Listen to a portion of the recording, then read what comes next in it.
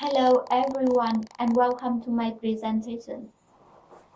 Australia's carbon tax has been a controversial topic since the first days the concept of it was given. It has great impact on many factors of the economy and the society. In my presentation today, I will talk about the consequences of the government putting a price on carbon. My presentation will include two parts. Firstly, I will mention about the consequences of the carbon tax on three sectors: Australian people, Australian businesses, and the economy. And then I will go through what the government will do to compensate for the negative impacts by carbon tax. Now let's move on to the first impact of carbon tax, that is job loss. Job loss happens because the factory cut costs by making redundant, close down, or even move overseas. In Queensland, there will be around 1,200 jobs lost in the new projects. And when the jobs run through the flow on effects to the rest of the economy, there will be around 5,000 jobs lost.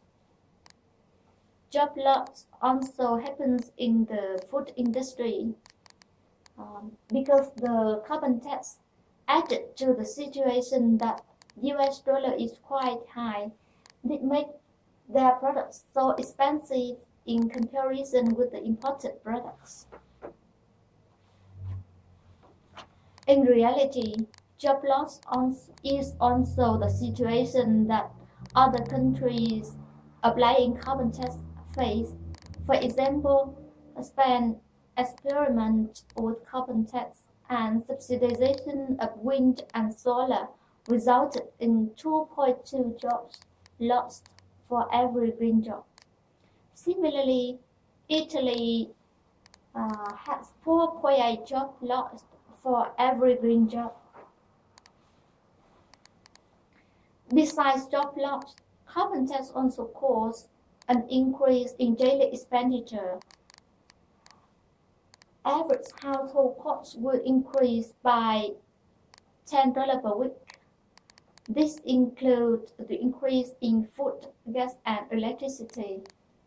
Gas will increase by $1.5 per week. Electricity will increase by $3.3 per week. This may change our way of living as we don't dare to turn on the heater or the air conditioner. Besides, air travel will be more expensive. One important thing is that carbon tax will make new houses more unaffordable because the increase in carbon in the price because of carbon make every manufacturing phase more expensive. So building materials such as the doors, the windows, the kitchen cabinets, or the bench tops become more expensive. This is estimated to increase by 10%. So families now face additional building costs and higher mortgage repayments.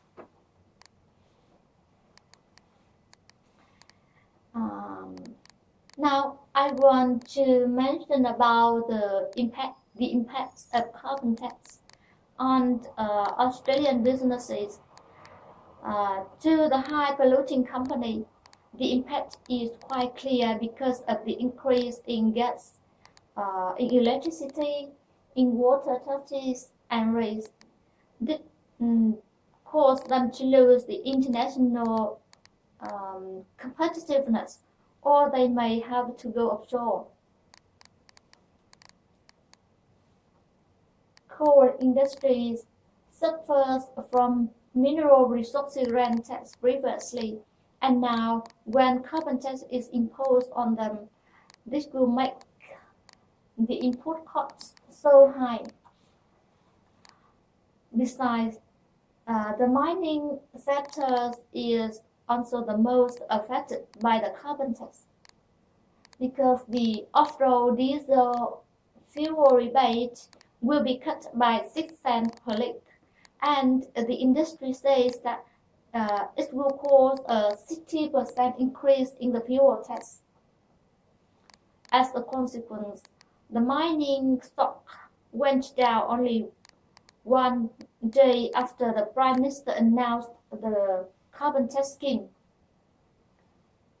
The risk at this point is that carbon tax can be used as an excuse for the company to cut costs, to cut jobs, weakening profits and revenue further.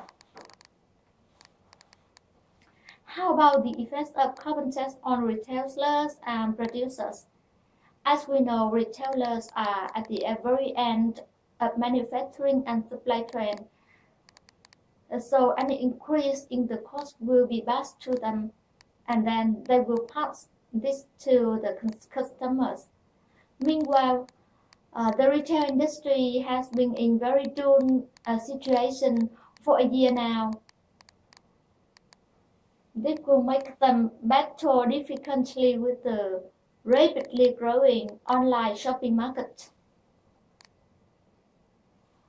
For farmers, the impact is also quite severe, and according to the New South Wales Farmers Association president, cotton farmers and rice growers felt the greatest pain. They will lose their income in the first 5 years.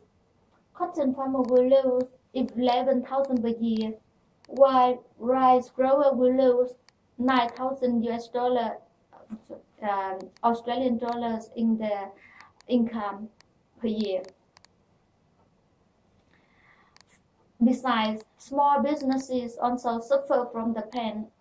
For example, printers or the dry cleaner will have to extend their working day by operating the machinery late at night or work in the morning. Last but not least, carbon tax will cause the shrinkage in GDP.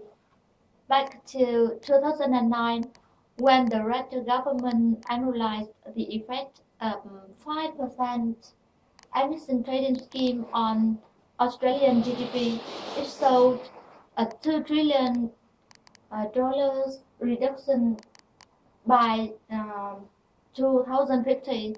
It means $50 billion per year, equivalent to the national broadband network. The shrinkage in GDP is caused for two reasons. First, green energy is much more expensive than the conventional energy, and secondly, green energy can't meet the society's needs. California is a classic example of this. California introduced carbon tax in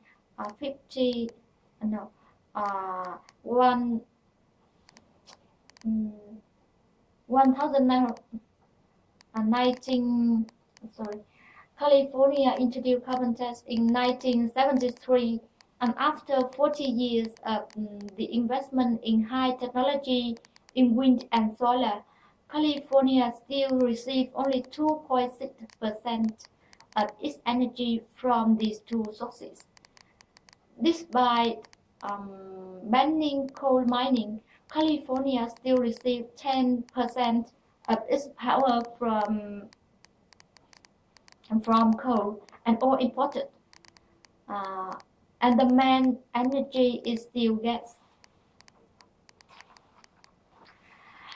And what I want to highlight here is that the shrinkage in GDP will relocate and close businesses, and among the closing businesses, there will be energy providers. So it is predicted that there will be energy shortages and blackouts in the next few years.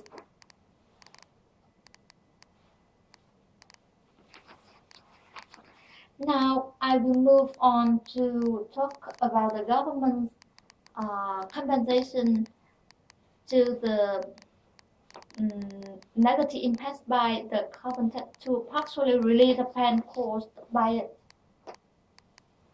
I will go through 3 points. Firstly, that is the compensation for households. People with income under 80,000 per year will get tax cut. Besides, the tax threshold will almost triple to 18,000 per year, and for families with 2 children, they will receive extra $220 per year in family tax benefit per aid. Furthermore, each pensioner or self-funded retiree will receive $338 per year extra.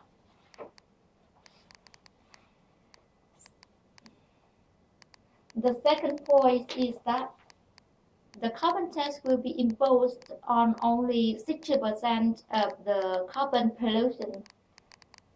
Agriculture, petrol, light general vehicles, and transport fuel will be excluded. And there are also exemptions for farmers and small businesses. For small businesses with turnover under $2 million per year, then the instant assess write-off will increase to $6,500. The third point is that to share with the great impact by the carbon tax to the high polluting company, the government will put aside $9 billion to preserve jobs in such industries. In conclusion, carbon tax will impede the economic performance of many industries, and it also cause a burden on many Australian families. While there is no specific scientific data on the improvement to the environment, I don't think carbon tax is a good choice now. That concludes my presentation, and thank you for listening.